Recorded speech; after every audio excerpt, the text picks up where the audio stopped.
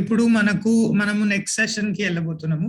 దీంట్లో మనము general protocols for practice in labour rooms and paediatric wards, అలాగే prevention of hospital acquired infections and COVID గురించి మనకు చెప్పబోయేది doctor Rajan Shukla garu, associate professor from Indian Institute of Public Health, Hyderabad. Over to you, sir. Yeah, thank you, Srinath. Is my presentation visible? Not yet, sir. Now? Yes, sir. Okay, good. So I'm just putting it in the first. So I'm going to talk about infection control in labor room and neonatal care unit. And in fact, this is the objective for today's whole day's session. At the end of the today's session, you will be able to describe the special need of infection prevention and control measures in labor room, maternity ward, pediatric units, including SNCO.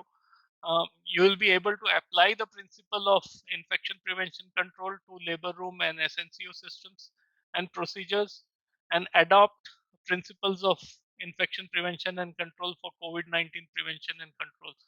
While it is important to ensure that continuation of all essential maternal and child health services continue, but infection prevention and control measures are also important for healthcare workers' safety and for the patient safety who are coming to you for help or for healthcare. Okay, so what are so why so much focus on infection prevention control in labor room and neonatal care? So it is the whole thing was identified by Semmelweis, which Dr. Rangareddy also mentioned. But what I want to mention here is something very interesting. If you look at infection prevention and control efforts, they were advancing quite satisfactorily till the antibiotics were penicillin was discovered.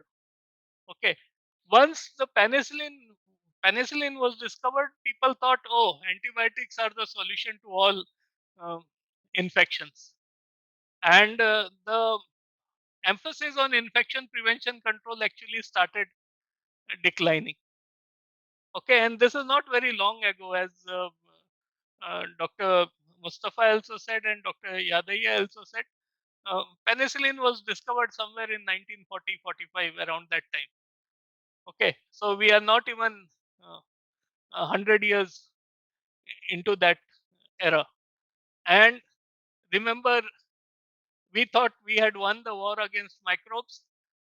The microbes are coming back, and we have very strong antimicrobial resistance. We have superbugs which are resistant to almost all known antibiotics, just few, 1-2 antibiotics to which they are susceptible, and we are very scared. In the hospital, in the healthcare arena, we are very scared when these organisms will develop those resistance. So it is very important that, and labor room and neonatal care, why I'm emphasizing on these are units where people come for a natural process. Birth is a natural process, it is not a disease. Okay, so they come for a natural process, and we should take all the care to see that they do not get an adverse effect from the hospital or in the hospital.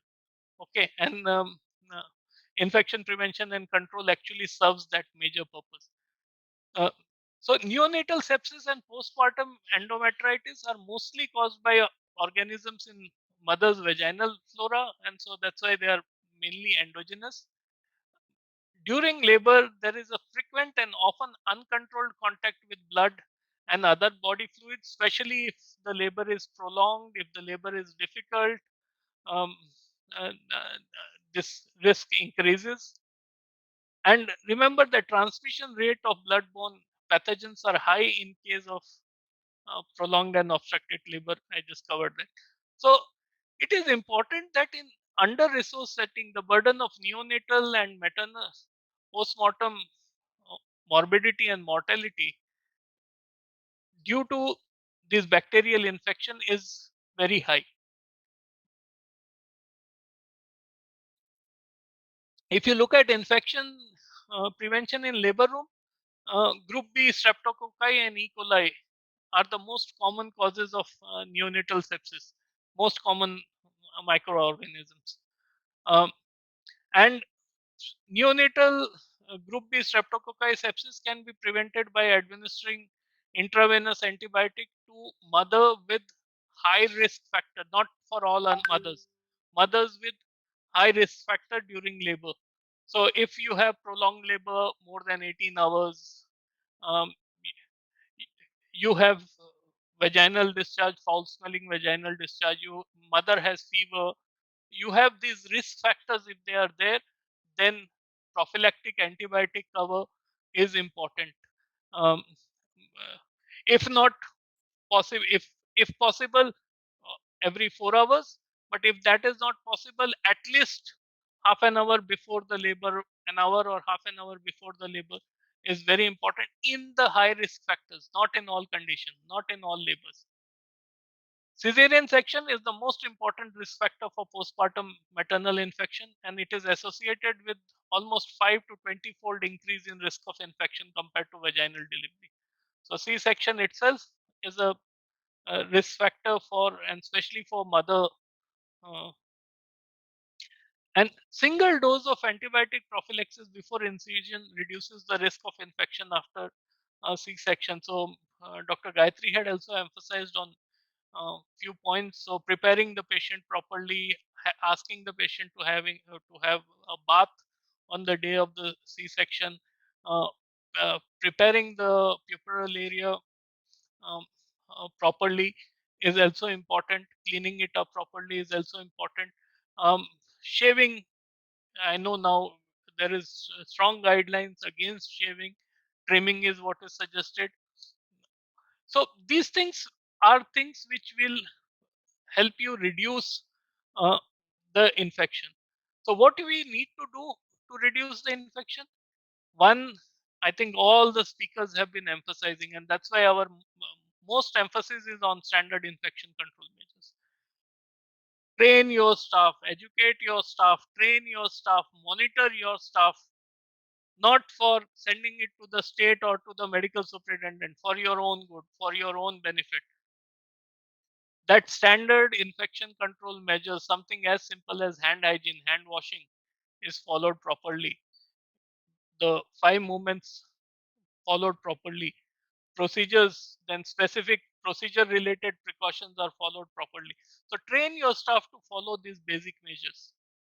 Uh, in case of labor specific, in case of C-section, a single dose of antibiotic prophylaxis, and this example weight-based cefazolin, 2000 mg IV for patient for less than 120 kg, and 3000 milligram IV for patient more than 120 kg body weight, should be administered IV to all patients, preferably 30 minutes before incision. And this is part of your Dakshata guidelines.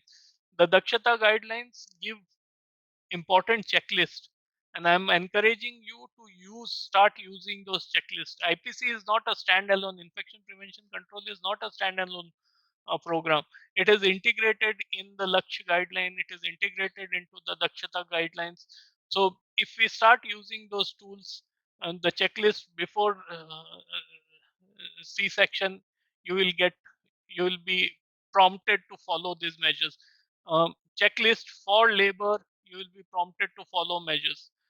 In limited resource setting, cleaning of birth canal with disinfectant, povidone iodine or poviodine chlorhexidine solution during labor or vaginal examination is again, or any instrumental examination, instrumental procedure is again very important measure, and can reduce the risk of both neonatal sepsis and maternal infection. Again, part of the Dakshata guideline. So in mothers with specific infection, for example, hepatitis B or HIV, it is important that mothers infected with HIV should be given antiretroviral therapy during pregnancy. Um, At least if you diagnose them during the course of antenatal visit, start anti-ART therapy, and start if mother is on ART therapy in the antenatal period, then you can start um, uh, nevirapine for the for the newborn. Sorry, I see a hand being raised. So you can start nevirapine for the newborn and continue it for 6 weeks if the mother is on ART during the antenatal period, at least for 2 months before delivery if she is on ART.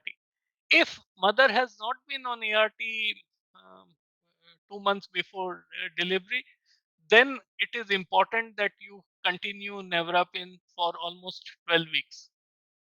Okay. Mothers with active genital herpes infection should be handled with barrier precaution. Healthcare workers and mothers should wear gloves when touching the infected area or any material. And in terms of COVID-19, now the new guidelines advise that um, lactating and pregnant mothers can take vaccine. So encourage them to take vaccine. Let's just look at this fishbone diagram uh, for what are the factors of for infection in for for spreading infection in labor room. So what we have done is you have the infection as the head of the fish, and then you have the bones, and this is called the fishbone diagrams. Um, Along the bones, we have put the major categories. So you have staff, equipment, patient factor, practices, environment, others, and this was done. This is not from an Indian study. This was done in Qatar. Infection controls in labor room. Aziz Ali um, and group did this study, and I've just taken this just to explain. So if you look at across all those major factors, among the staff, what did they find? They found that the staff forgot to wash their hands, insufficient trainings and refresher courses. So they found staff forgot to wash their hand because they didn't have it was not emphasized enough, or they didn't have the knowledge of proper hand washing. So insufficient training, refresher, lack of awareness, sensitization, reminders, job aids. So having job aids placed around will actually help the staff remember to take these practices. What are job aids? Job aids are nothing but just posters which remind when to do hand washing. So you put a poster next to the patient, you put a poster next to at the entrance of your ward. So if somebody is entering the ward, he should wash his hand and then enter the ward. So something of this sort can go a very long way in promoting healthy behavior. In terms of equipment, what did they find? Maintenance of equipment was not there. There was shortage of equipment. Warmers were not cleaned. Suctioning equipment were not maintained properly. In terms of patient factors, age and parity, multiple invasive lines, so multiple pricks, multiple invasive lines, again, factor which increase the risk of infection, low immunity, additional comorbidity. So patient with underlying condition, even in pregnancy, the immunity comes down, additional comorbidity if they had. So those were patient factors which they found associated with infection. Among the practices, as I said, multiple attempts to prick. So there were, especially if you're starting IV lines and you don't do it properly, then the tendency is to give multiple pricks. So that expertise is important. Repeating PV examination. This is one of the major problem um, in labor room or in obstetrics. PV examination should be done only when necessary. While doing it, adequate precautions should be taken, which I have covered earlier, especially the vaginal wash with the swab uh, with an iodine or a chlorhexidine solution, wearing gloves properly. Once the gloves or the fingers are inserted, you should not remove them out and insert them again. So complete your examination, then take your hand out. Do not, so holding perineum, always use your non-active hand for holding other things, whereas the active hand, whether you are left-handed or right-handed, it depends on that. Use it for examination and do not touch anything else with it. So something as basic as this, these things are very important, and PV examination is a very important source. Exchange of gowns, and this usually happens because of shortage of gowns. So you don't have clean linen available. Uh, Somebody else is coming. You, because your objective is to protect your clothes, so you wear a apron or a gown on top, and sometimes you just share it across. These things should be avoided. In terms of environment, they found that contamination by housekeeping staff handling babies without washing hand, husbands with dirty shoes walking in. So all so housekeeping staff could bring in contamination. uh, Mothers and staff handling babies without washing their hands could also be a risk. Uh, Husbands and other family members walking in, it is always a birth of a child is always a happy moment. So there might be a lot of people coming in to meet, and I think hospital should have its policy about whom they allow to meet, and what precautions are taken if somebody comes to meet, what sort of protocol they should follow when somebody comes to meet. So these things are important. This they identified, and there were others. um, if there was an incident, there was no mechanism to report it, there was no accounting for it. um, Movable trolleys were there. um, so there were these other things that they identified. So something like this you can also do for your own setting, to understand, okay, what could be possible causes of or risk for infection in your labor room, and then based on identifying the causes, which we call the root causes. Once we identify these, then you can actually devise solution to rectify here. See, if you look at it, in this whole cause there is no blame put on the healthcare worker, that no, this people don't do anything, they don't practice anything. You see, in this whole fishbone diagram, there is nothing. So the whole idea is that you should understand the system, what is leading to that practice. Yes, there could be lack of education, they might not be aware, or they might be overworked, so there might not be enough time to remember. Putting job aids to encourage, and this Dr. Ratna was also saying, to remind them of these small things. They might be too small a thing, but they are very important things. So putting those job aids, especially in settings which are overworked, which are overloaded, can also help in improving these practices. Now, coming to neonatal infection. Neonatal infections are those infections that occur in the first 28 days of life, neonatal period, and they can spread through um, in utero, so by transplacental route, and very few infections actually spread through transplacental route. Placenta acts as a very good barrier, but there are few which can spread. Then most common is the intrapartum during the labor, when in contact with maternal genital tract, or blood or stool or other fluids. So that is the time when the infection can pass on to the neonates. And then postpartum, when in contact with mother, family, visitors, healthcare workers, um, other neonates in the necessary nursery, or contaminated equipment. So three stages: in utero, intrapartum, postpartum, and for each one, especially for intrapartum, postpartum, we have to be uh, most of our infection prevention control measures are designed for intrapartum and postpartum infection transmission. ART use um, is helpful in preventing in utero transmission.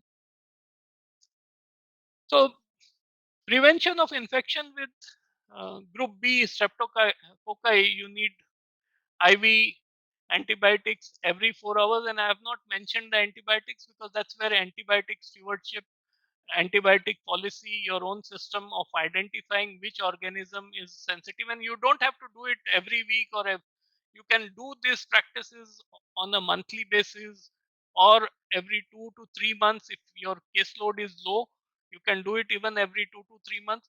It will help you understand what are the organisms that are prevalent in your environment and to which antibiotic they are sensitive to, and this will then allow you to keep a uh, uh, very simple antibiotic as your first line antibiotic. It will help you identify and it will give you confidence that yes, this will work in the infection that happens in our hospital. This antibiotic will be able to will work, will be able to protect the patient. So that confidence also comes by doing this process. Then the feasibility and cost effectiveness. uh, so gram group B streptococci uh, may not be feasible, may not be cost effective at all settings, secondary, tertiary care settings, especially high volume settings. This might be uh, uh, this might be cost effective and feasible. Then group B streptococci prophylaxis should always be given to women who had a bacteriuria earlier in course of pregnancy and those who previously had a child with GBS sepsis. What it means is GBS is endogenous in these mothers, and in them the prophylaxis becomes even more important. High dose intravenous penicillin or ampicillin are drug of first choice. In patients who are allergic to penicillin, vancomycin can be used. In resource poor setting, implementation of sterile procedure during cord clamping and proper care of cord area are of major importance. I know that there has been a lot of emphasis, and most of our units, almost all our units, are strictly practicing this.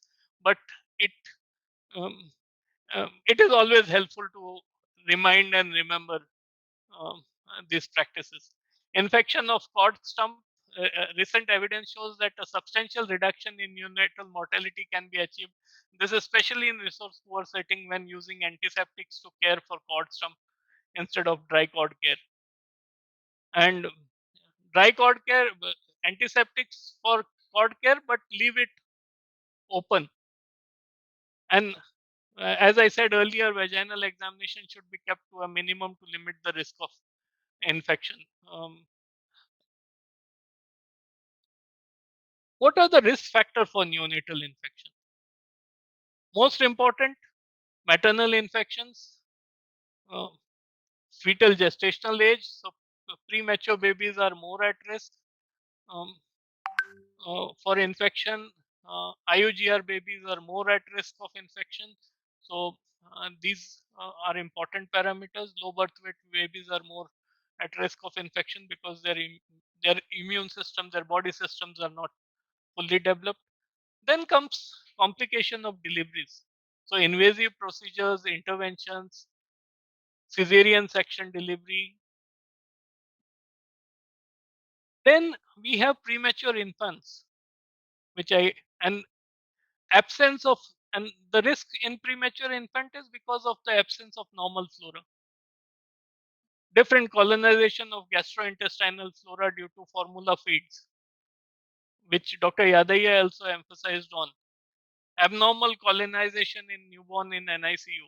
So because there is a different organism that is in the environment in the NICU, the baby's skin, gut, these are the normal flora. I mean, you remember that more organisms live on top of our body and inside our body than this all the cells combined together of our body.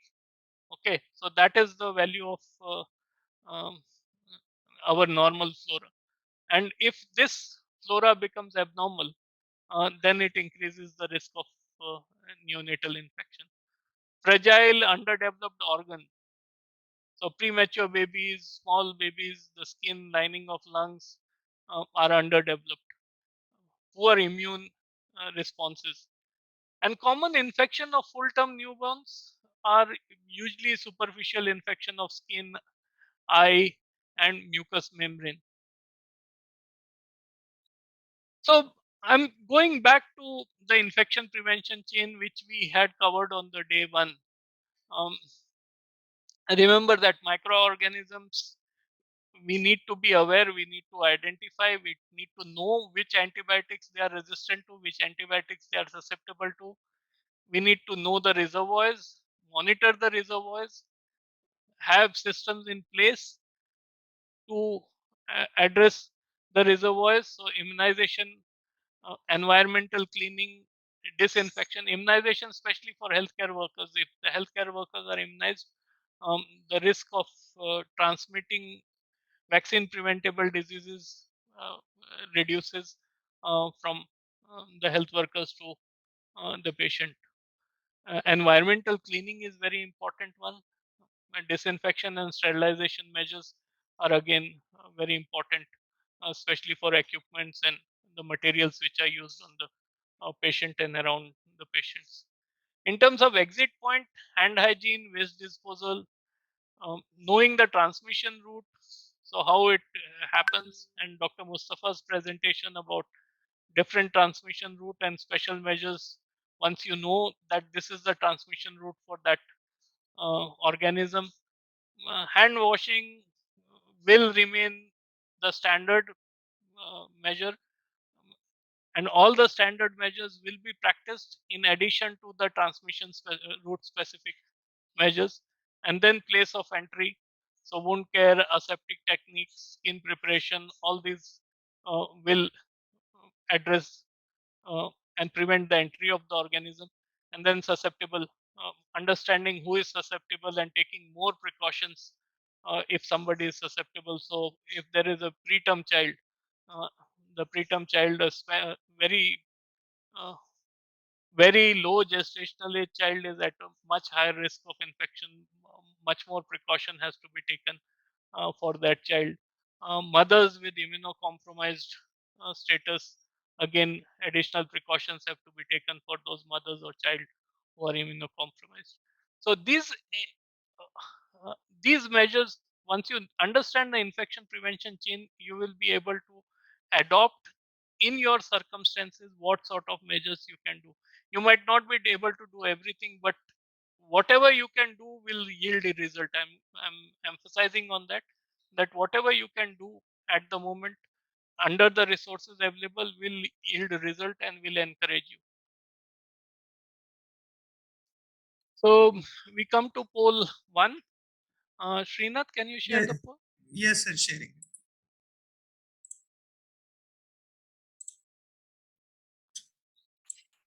So poll 1, transmission rates of bloodborne pathogens are high in case of prolonged or obstructed labor. Is it true, false? I don't know.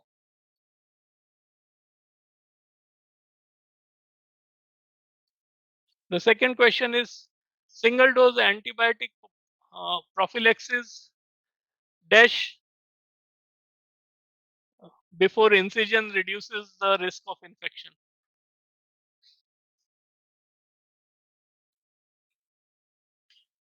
So transmission rates of bloodborne pathogens are high in case of prolonged or obstructed labor. I think this is relevant to everybody, whether they are from a pediatric side or from obstetric side, the teens. I want to see complete response for this. అందరూ దయచేసి answer చేయాలి. Transmission rates of bloodborne pathogens are high in case of prolonged and obstructed labor. True, false, you don't know. Single dose antibiotic prophylaxis dash incision reduces the risk of infections. Options are after, during, before, and don't. 10 seconds more. Everybody please answer. Okay, we are ending the poll now. Yes. So um, people who answered true for the first one are right. Transmission rate of bloodborne pathogens are high in case of prolonged and obstructed labor, and that's where the role of prophylactic antibiotics. So it is not reducing the use of antibiotic, but it is the right use of antibiotic which is important. That's where we use the word rational use of antibiotic. Okay, and when you have antibiotic stewardship, uh, uh, antimicrobial resistant prevention stewardship, you work on these things and identify and practices which are right. So you want to reduce unwanted practices, but you want to promote right practices. And same is true for single dose antibiotic prophylaxis before incision. And this is for any surgery, but in case of here, because we are talking of obstetrics, it is before incision for C-section, reduces the risk of infection. Um, can you move to the next slide? Oh, if we, Yes, we so, have stopped the poll, sir. yeah. Okay. So, what can be done to prevent for infection prevention at admission? Okay, it is a continuum. You need to be vigilant right from the time patient is entering when your first contact happens with the patient. So triage is very important. You need to identify whether it is labor room, whether it is pediatric ward, SNCU. Triage is very important. In fact, if you remember, um, most of the labor room design, we have outborn and inborn. The reason why we have outborn units separate and inborn unit separate is again a function of triage. We don't want infections which are coming from outside being spread among babies which are born in the hospital, because you are more aware of what infections are there in the hospital. You don't want anything coming from outside and spreading to the babies inside. So triage is very important. Again, among mothers, pregnant women, if there is any high risk, use the septic labor room. Take proper precaution, both the healthcare worker and for mothers in terms and for the newborn child. So these measures will become important, and I'll just cover it in respect to COVID shortly. Appropriate guidelines and protocols for known or suspected infectious contagious agents. So you should be aware of what to do in HIV case, what to do in COVID-19 case, what to do in herpes case, what to do in hepatitis B case. These are some infections for which there is a guideline, and this guideline should be um, every staff member should be aware of this guideline. Infectious patients should be admitted to the septic labor room. Patients should be informed of why they are being isolated. Garbage receptacles should be placed within limits of patient room, covered and bagged with red biohazard bags. So especially in case of septic, in case of high risk patients, this becomes important. A neonatal intensive care unit should be notified regarding status of a labor patient suspected of confirmed contagious disease. So if mother has a known condition um, which can spread, and I just gave you examples of some of them. The labor room, when the baby is shifted from the labor room to NICU, SNCU, they should be informed about that status, and then the SNCU can make adequate arrangement to sort of isolate that baby and take adequate precaution around that baby. Patient care items must be labeled to eliminate cross contamination. So this is one of the measures that the SNCU can take in terms of separating the items that are used for the patients. Uh, IPC, how do you practice infection prevention control through clean equipments and supplies? So availability as per standard protocol, availability of protective uh, um, clothings, equipments, apron, gloves, caps, face mask, uh, face shield. goggles, sterile gown, linen pack. All these are important. They should you, there should be adequate availability of them.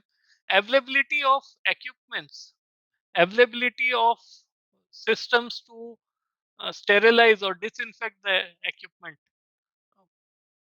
So you should at least have high level of disinfections for equipment, if not sterilization. This system should be in place. Otherwise, again, there is a risk of infection getting transmitted through the equipment. And then to top it all, to remind people, we are human beings. We tend to forget things. So if there are visual aids, if there are posters, if there are checklists, if there are job aids to emphasize this basic IPC protocol, and they will go a long way in terms of ensuring that these are practiced. Regarding environment, so how to keep environment clean and sterile in labor room and in SNCU. I cannot emphasize more about hand washing. I think this is every time we talk about IPC, hand washing will be spoken about. Whether you know it, whether you are expert, we'll again come back and talk about it. So for hand washing, it is important that we have running water, the designs of taps, so elbow taps, sinks placement. Sink should not be placed at one end, so you have to walk all across the corridor just to go for hand washing. It should be placed at the entrance of the ward. That is the place where it is more likely that people will wash their hands. Running water is essential. I remember around 2 years, uh, 2.5 years back, we did labor room. We did the labor room survey. This is in Telangana, not in AP. And at few places, we found that they didn't have 24/7 running water supply. So something as basic as that. So please, if you don't have, ensure, highlight, uh, write it to us, speak to your UNICEF consultant, put all pressures possible to get it done. Speak to your medical superintendent. Otherwise, you will never be able to practice IPC. Running water is a must. Separation of dirty equipment, linen utensils should be taken to dirty utility room after each patient use. Then cleaned by a designated personnel using a protocol, following a protocol with a hospital approved disinfectant. Ensure that linen is changed as necessary between the patients, and this is both in labor room and in pediatric and SNCUs. Uh, Hospital approved disinfectant cleaner is used to wipe down non critical equipment surfaces after each patient. And labor uh, uh, an NICU visitation regulation procedure should be laid down by hospital. Visitors should report to the nurses station. Nurses should counsel them on what measures need to be taken in case, and ideally in SNCU and in labor room. SNCU, you should restrict visitors to just one or two um, close relatives, the mother or the grandmother or um, the father. You should not allow the whole Bharat to come into uh, the SNCU. Okay, so those you have to have your visitation regulation. Now, once you have decided whom to allow, then you have to also communicate to them what are the basic things they should be doing before they come for a visit in SNCU. So restrict visitors to SNCU. In terms of, again, continuing in terms of environment in labor room, all furnitures in labor room and birth room should be thoroughly be cleaned. The bed, intravenous stand, bedside table, and stand, chair, bathroom, sink, countertops, toilet, within hospital approved disinfectant. And it could be it could be 0.05% um, bleach solution. Um, it could be a phenol based solution. So you could use these solutions depending on what is approved in your hospital. The appropriate personnel should clean monitoring equipment after each patient contact. So if you are using something like a pulse oximeter or any probe, um, then it should be properly be cleaned after use by each patient. Um, pre or prophylactic antibiotic and rational use of antibiotic post-operatively again is important, and access to storage area should be limited to department personnel. You should not allow everybody to go to storage area, especially the clean room. In OT, I know OTs are mainly at the district hospital, and few area hospitals might have them.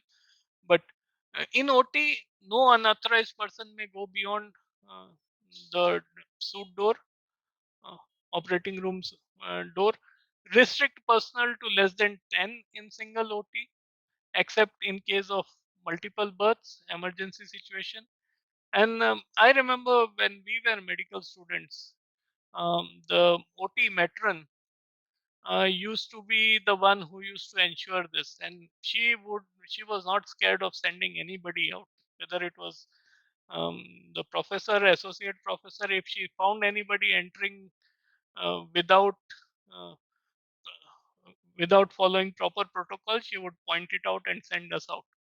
So even during our residency, we have got this shouting multiple times, and this is a role that nurses need to play um, in OT, even in SNCU. If somebody is not following protocols, please politely mention it. I don't think people should mind it, because it is for everybody's good. The staff should should scrub and wear scrub dress or pants and top, cap, mask, shoe, covers, everything that is required in OT. And I don't have to emphasize this more. This is very important. A non-touch technique in procedure, example, skin preparation, catheterization are again very important.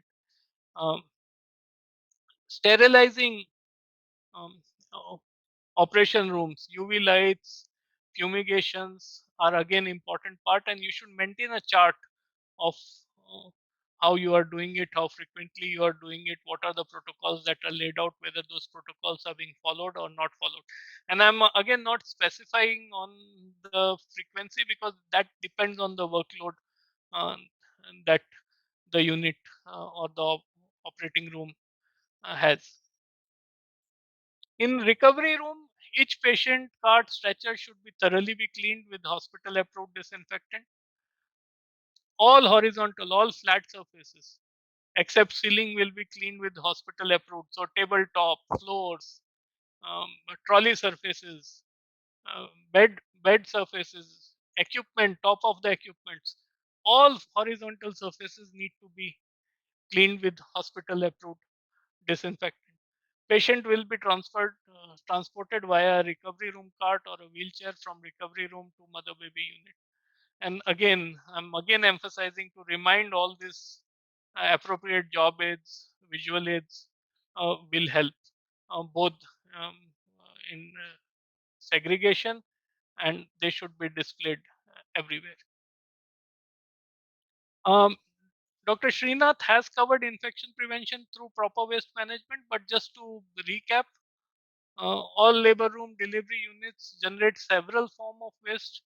Example, placenta, blood, body fluid, and identification, collection, segregation, handling, storing, transportation, and disposal of infectious waste should be managed in the safe, responsible manner. So yellow beans for all the body tissues, placenta and other body tissues. For uh, for gauzes, gloves which are um, contaminated with body fluids, uh, use the red bin. And for things which are for sharps, use um, the hard bins which cannot be penetrated, which are locked. So these segregations become very important in terms of preventing infection. I think um, this I'm because this is a recap and Dr. Srinath has covered it, so I'm not going more into detail of this.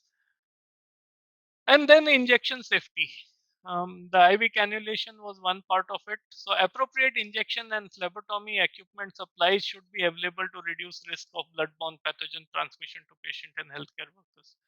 So have a checklist in terms of disposable gloves, syringes, needles of different sizes, um, evacuated blood collection set, needles and holders, equipment for pediatric blood drawing. So um, the scalp veins, lancet for adults and pediatric capillary blood drawing, safety boxes, sharp containers, the hard coated non-penetrable containers should be there, and they should be disposed of when 3/4. You should not try to push things into them.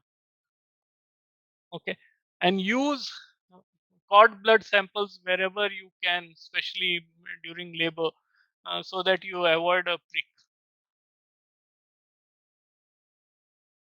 Okay. So in terms of blood safety, because maternity units do use blood transfusion and blood components, there should be protocols in place. Units should receive blood supply solely from authorized blood bank units or blood storage units. Blood should be stored appropriately. Don't store blood in your fridges where your food and other things are stored. Separate storage fridge should be there for storing it. Maintaining the temperature is very important. So I'm not. I know you know this, but remember that these things need to be emphasized again and again. Now, coming to how do we adapt all these infection control practices for COVID-19 context? And so, in terms of if you are suspecting a mother to be a COVID case, you cannot refuse that mother. Yes, you do have designated units which are COVID units where these deliveries can happen, but there are times when you might not have enough time to refer the patient. So in that situation, you need to deliver. You need to, in terms of mother, you need to watch her saturation. You need to watch her vital parameters. Um, uh, Remember, delay cord clamping um, and immediate skin to skin care. Delay these if mother is suspected or a confirmed COVID-19 case. All personnel should take adequate precautions. So you have to have the protective gear while handling the patient. Moment the baby is born, move the baby to a separate area, separated, if not by anything else, at least by a curtain. You can see that this area is separated, a curtain separating delivery and resuscitation area.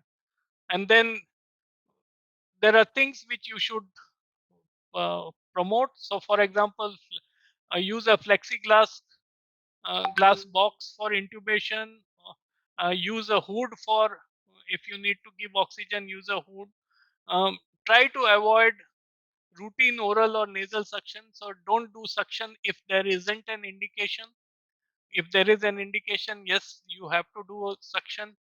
Avoid endotracheal route for medication. Full set, again, that is important. Uh, Positive pressure ventilation with self-inflating bag or T-piece resuscitate to be used, and avoid bathing. The risk of hypothermia and infection. Discard the disposable even if unused, because there might be disposables which might be there which you have not used, and the tendency is okay, it has not been used, we could use, but because of the environment in which it is happening, um, uh, discard those, or or disinfect or sterilize those, and proper and immediate disinfection of reusable equipment. So these are some adaptations that you can bring into um, the labor room during delivery, post delivery, if you have a suspected or a confirmed COVID mother. Remember, we are in no position to say no to service. Yes, if there is time, we can refer them to designated units. But if there isn't time, then we have to attend to those patients. But we should take proper precautions for ourselves and to prevent the transmission to the baby.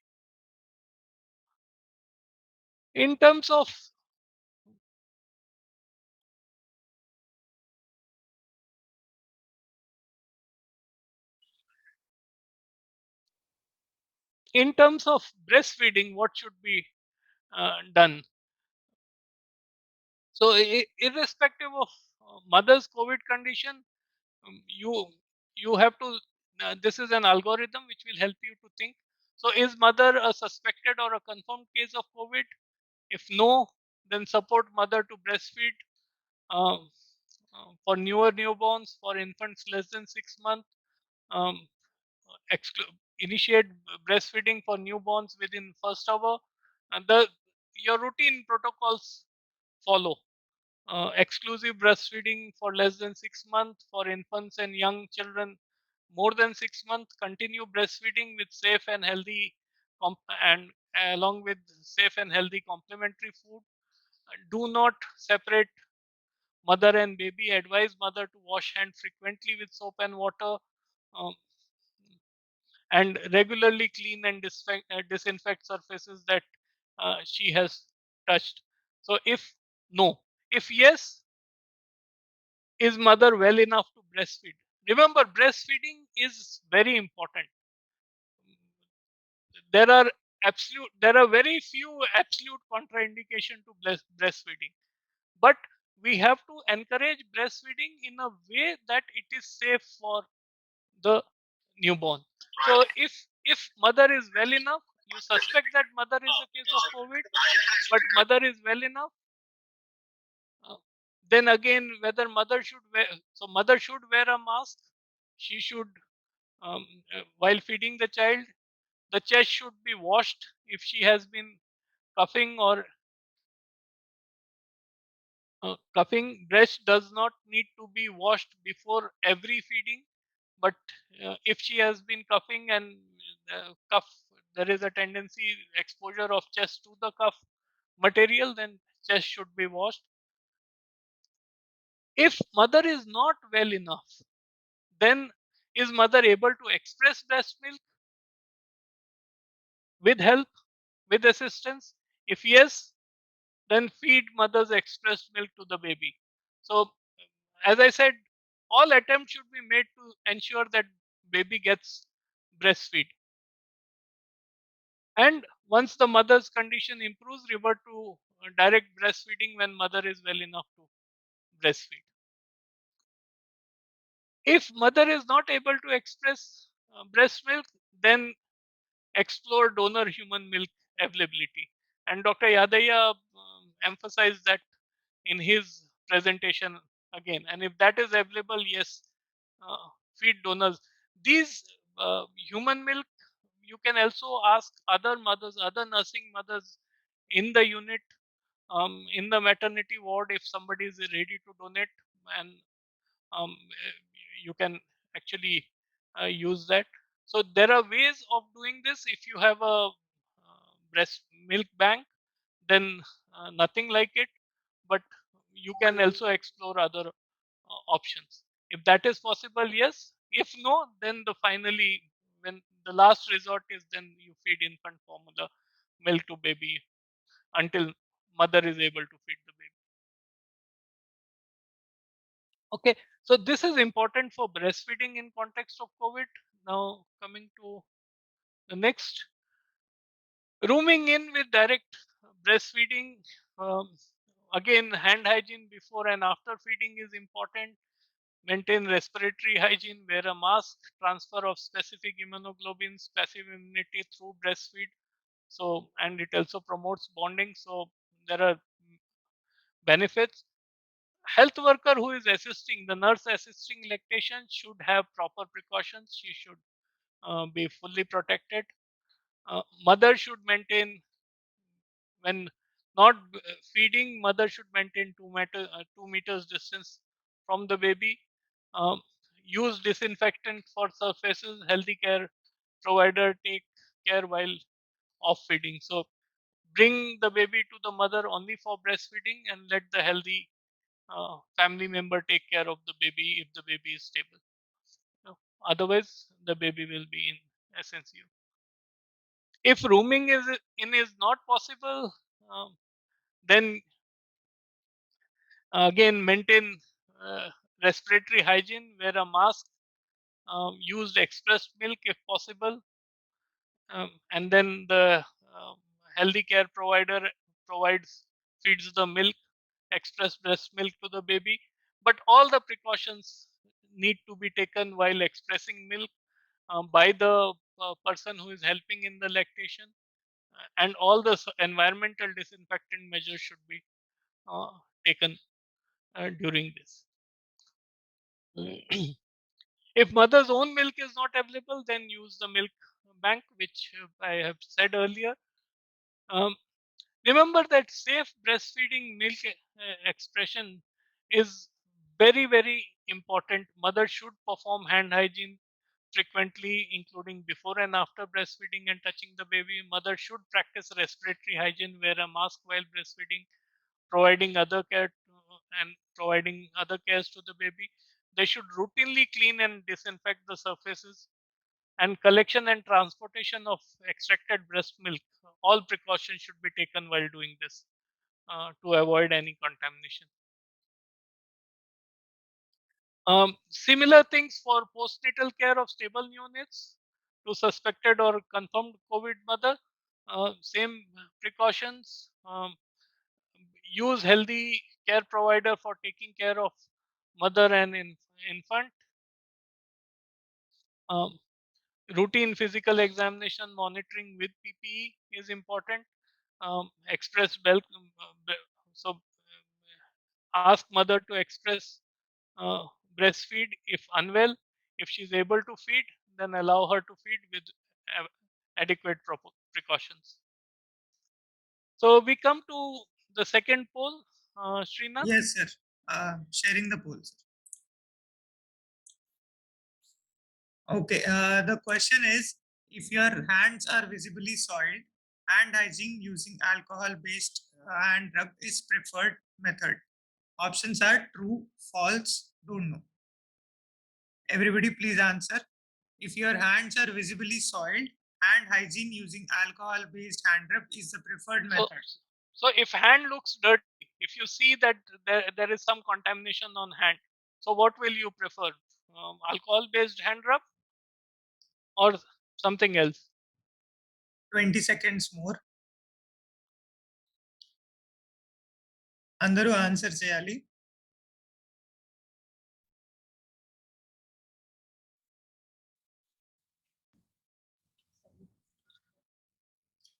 Okay, we are about to stop the poll now.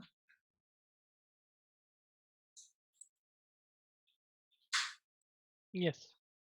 So, if you see any contamination, if there is a visible contamination, you can see you have, say, dirt or body fluids or anything, food particles, anything you can see on your hand, then alcohol rub is or sterilism is not the answer. Then hand washing with proper hand washing with soap and water is the answer. So the answer here is false. Most of you have got it right. In this situation, you should use soap and water and do a thorough hand wash. Uh, so uh, then immunization is important in COVID-19. Immunization of mother, immunization of family members who are taking care, and you have plenty of time to prepare the family for and ask them to take vaccine. So ensure that in the antenatal period, family members are identified who will take, uh, who who will who will help the mother. They are properly protected. Immunization is done. So follow this immunization, your routine immunization policy. And most important, I have seen that parents, attendants are ready to do things, but they are not aware of it. So can we have mechanisms to counsel them? But I know healthcare workers are also very stressed. Public sector settings, government hospitals, you are always overloaded. But can you think of ways of reminding them, communicating to them? Most of the units have kangaroo mother care, and you have some visual aids, audio visual systems. Can you record a video from your local doctor or your local nurse? If you don't have sophisticated things, use your phone and record and play it on that. You don't have to give your time every time, but see that the messages, there is communication, there is counseling that is going on, and look for opportunities where you can counsel. You have follow up clinics in the SNCUs. Mothers come on the follow up clinics, they are waiting for some time. Is there a way to counsel them at those locations? Similarly, in labor room is again an area, so in especially pre-labor period, you don't know when it will happen. It can happen in 3 hours, 6 hours, 8 hours. Do you have systems? And during antenatal period, so when mother is coming for antenatal period, do you have systems in place to counsel the mother at that time? So use different mechanisms. um, Family should be informed and explained the restriction, diagnostic and treatment plan. Be given regular periodic updates, especially if COVID-19 is suspected. Use videos, phone calls to compensate for visitor restriction. Don't leave the patient. Follow up with the patient using video phone calls. Reassess as per usual follow up schedule. Utilize phone, video, and community health worker. Provide explicit information about whom to contact and visit in case there is any symptom or any aggravation of the condition. Uh, so, to summarize, standard precaution for COVID-19 prevention, standard precautions are the most important thing. We have to take contact precautions. We have to take precautions for airborne transmission. Um, so, universal masking, as per GOI, ICMR guidelines. So whether it is healthy, sick person in the hospital, anybody who is visiting hospital should be wearing a mask. Suspected patients should be wearing a surgical mask. Physical distancing, try to maintain the both inside and outside the unit. Hand hygiene, encourage everybody in a hospital, provide a basin um, outside the hospital so that people can wash their hand. It will help improve your uh, um, uh, the people's practice for hand hygiene. Use of gowns, hospital dress, use of appropriate gloves for procedure, environmental cleaning and disinfection of high touch surfaces. These measures will go a long way in protection from COVID 19. Additionally, what else can you do? So, be quick to discharge. Normally, you would have kept mother for a day or two more longer. But if mother and baby are stable, baby is feeding well, discharge mother and baby to home at the earliest once medically stable. At home, extra precaution, baby should not be handled by multiple people. Identify who will be supporting the mother in handling the baby, and this is especially when mother is suspected or a confirmed case of COVID. Extra precaution, baby should not be handled by multiple people. Identify who is handling, that person should be vaccinated, person should take proper precaution. Correct masking, hand hygiene by mother and all family members. um, Environmental cleaning, natural ventilation, cross ventilation, light in the room in which baby and the mother are room.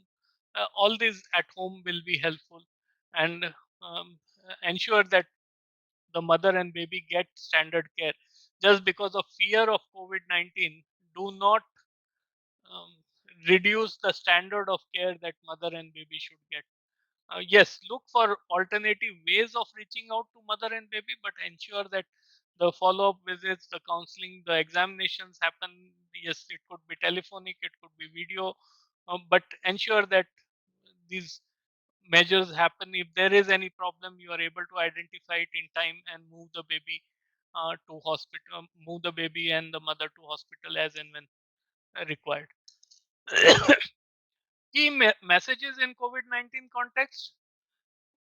So neonates can acquire COVID-19 during delivery, but more commonly during postnatal period at home. Majority of it is preventable. Majority of neonates do not develop symptom or have mild illness, so it's not a serious worry, and prognosis is good.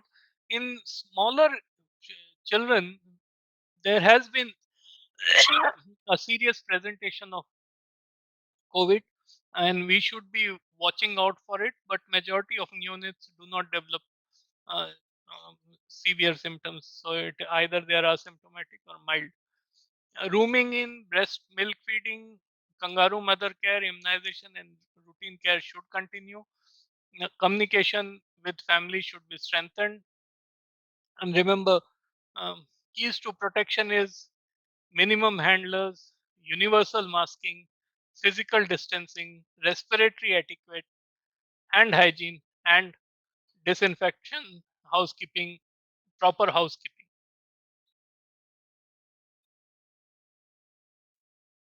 For healthcare workers, all healthcare personnel are required to adhere to standard precaution. Labor ward staff may not visit general ward and other emergency department during the time they are on duty, and vice versa, unless permission is granted. And this is specifically for um, hospitals which are carrying multiple types of cases and have a COVID ward also associated. So segregation, um, preventing movement across these units, you have to have separate systems for um, the COVID-19 area versus the non-COVID-19 area.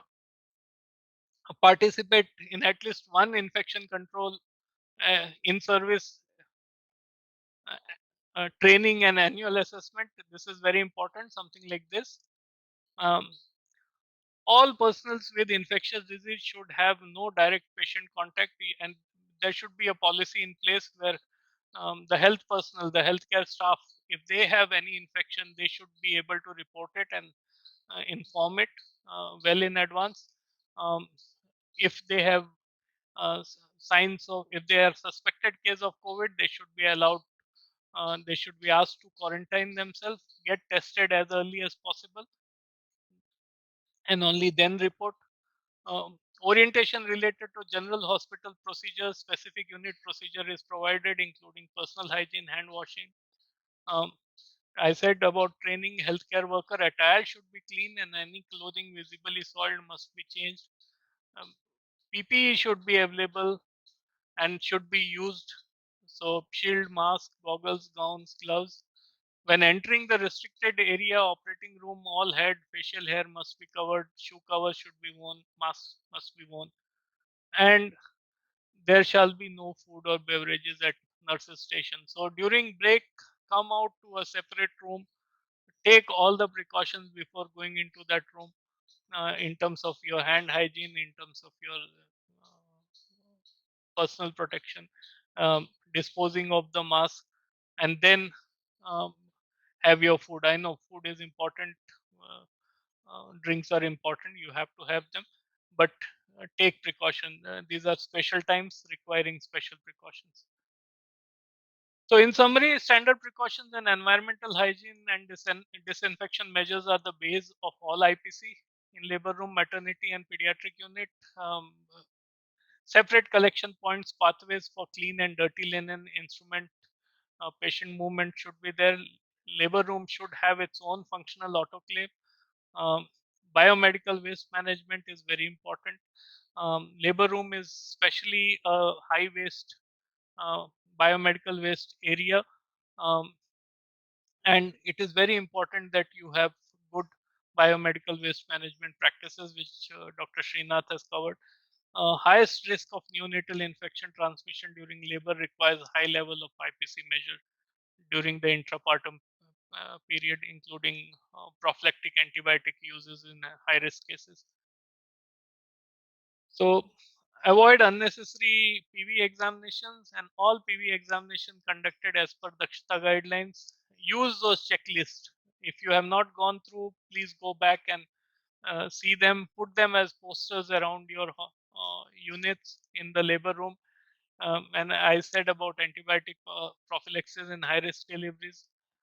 Again, C sections have higher risk of hospital acquired infection, and then ensure that prophylactic antibiotic is used in C section, and educate patients, relatives, attendant in basic hygiene and IPC measures, and then engage them in patient care in labor room and SNCU, especially if you are using them in suspected COVID, uh, mother who is suspected to be COVID or confirmed to be COVID. It is even more important to educate patients, relatives, and attendant who are supporting that mother. And triage and separation of infectious contagion cases is very, very important. So, I think with this, over to you, Srinath. Then we can have some questions.